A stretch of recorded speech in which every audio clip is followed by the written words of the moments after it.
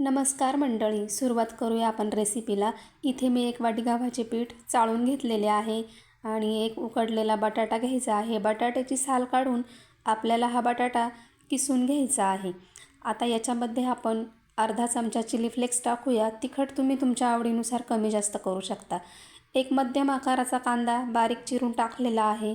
कोथिंबीर बारीक चिरून टाकायची। आता याच्यामध्ये आपण 5 ते 6 कढीपत्त्याची पाने अशी बारीक कापून टाकायची आहे। आता याच्यामध्ये आपण चवीनुसार मीठ टाकून घेऊया। पाव चमचा हळद टाकायची आणि 1 चमचाभर आपल्याला याच्यात तेल टाकायचं आहे। आता आपण हे सर्व व्यवस्थित असं मिक्स करून घेऊया। तुम्ही जर माझ्या चॅनलवर नवीन असाल तर प्लीज चॅनलला सबस्क्राईब करा। आता याच्यामध्ये थोडं थोडं पाणी टाकून आपल्याला याचं मिश्रण बनवून घ्यायचं आहे। तर आता आपण ह्या पद्धतीने मिक्स करून घेऊया आणि तुम्ही बघू शकता अशा पद्धतीचं मिश्रण हे तयार झालेलं आहे। तर इथे मी ह्या वाटीने साधारण 2.5 वाटी पाणी मिश्रणासाठी वापरलेले आहे। आता तुम्ही बघू शकता अशा पद्धतीचं हे मिश्रण मी तयार केलेलं आहे। आता आपल्याला गॅसवर पॅन ठेवायचा आहे आणि पॅन गरम झाले की त्याच्यामध्ये थोडंसं तेल टाकायचं आणि तेल हे सर्व पॅनमध्ये पसरवून घ्यायचं आहे।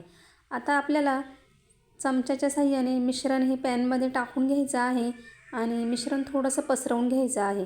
साईडने पुन्हा आपण एकदा तेल सोडून घेऊया आणि वरची बाजू ही कोरडी झाली की आपण हे पलटी करून घेऊया।